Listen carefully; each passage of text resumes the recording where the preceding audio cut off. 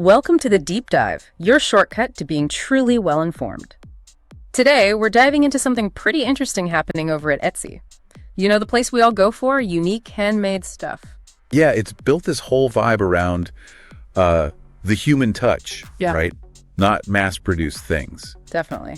That artisan spirit is core to their brand. So here's the twist. Despite that very human focus, Etsy's actually gone big on AI. They've rolled out a brand new AI-powered search engine.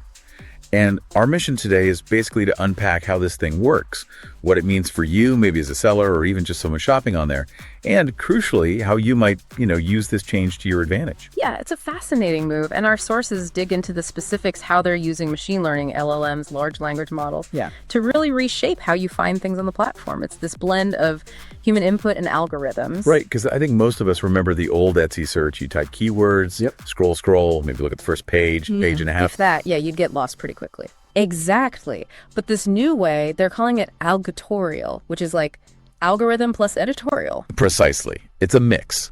So, okay, here's how it breaks down. Let's get into it. First, you have actual Etsy experts, real people. They look at product, spot trends, and curate these small collections, maybe 50 items. Okay.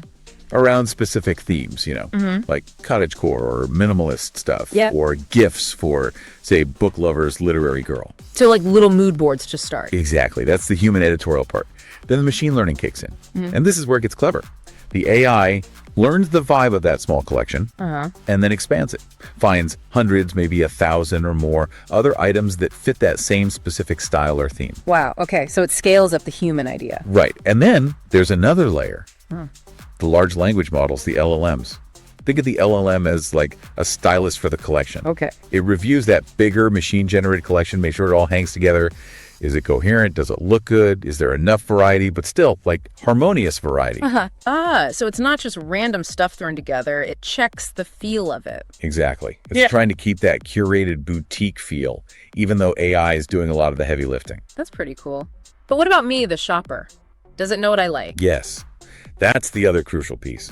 Personalization. The algorithm looks at your history on Etsy. What you've clicked on, what you've bought before. Right.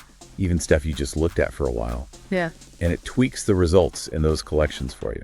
So the minimalist collection I see might be slightly different from the one you see. Potentially, yeah. It's trying to be like your own personal shopper, guiding you to things you'll probably love based on your taste. Okay, that makes sense.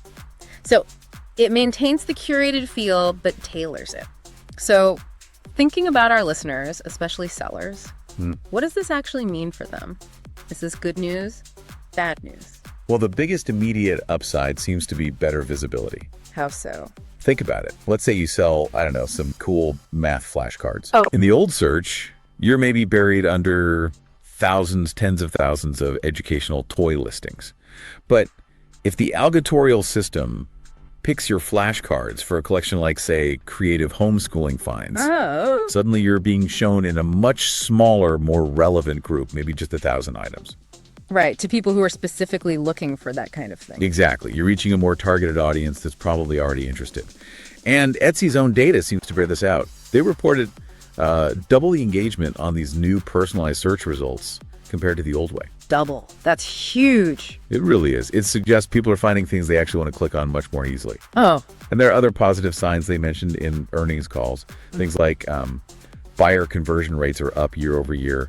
More active users each month. Okay. Even more first-time users downloading the app. So the whole ecosystem seems healthier. People are finding stuff, buying stuff. That seems to be the picture, yeah. A more engaged marketplace overall. Which leads directly to the big one for sellers. More sales. Right. That's the logical conclusion.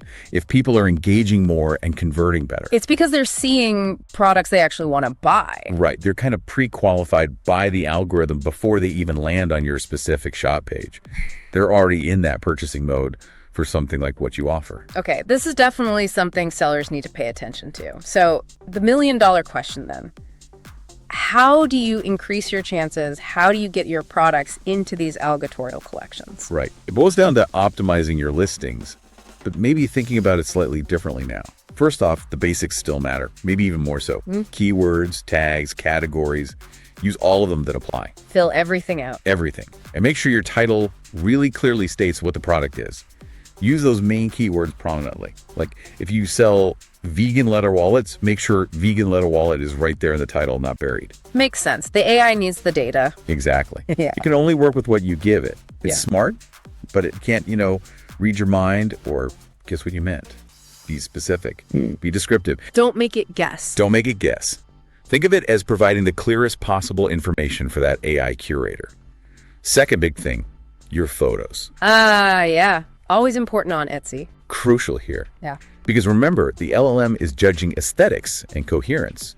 Your images need to look professional, high quality, consistent with your brand. So maybe time to standardize those mock-ups if you haven't. Definitely a good idea. Consistent, clean, visually appealing photos give you a much better shot at fitting into those curated visual stories.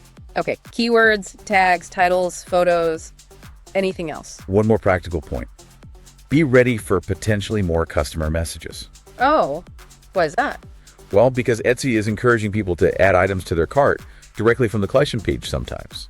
And the AI might slightly rephrase or summarize your description to fit the collection's theme. So a shopper might see a slightly different pitch and have a question. Possibly. Or they might just bypass your full description more often.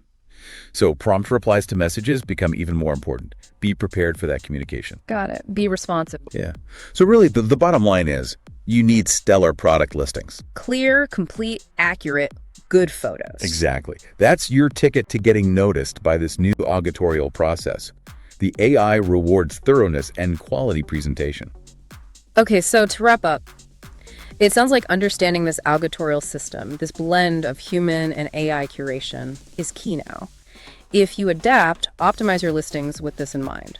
You stand a much better chance of improving your visibility, getting seen by the right shoppers. Which should lead to more visitors, more followers, and ultimately, more sales. It's about working with the system to connect your unique stuff with the people who will love it.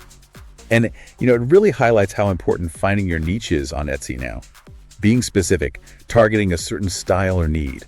That seems even more valuable with this AI trying to build themed collections. Your point. Which makes you wonder, doesn't it? What other maybe really specific untapped niches are out there? What low-content product gold mines could sellers explore to really leverage this kind of targeted discovery? That's a great thought to leave people with. Thinking about those hyper-specific opportunities, definitely something to mull over. Keep exploring, keep adapting, and we'll be back with more deep dives to help you navigate all these changes.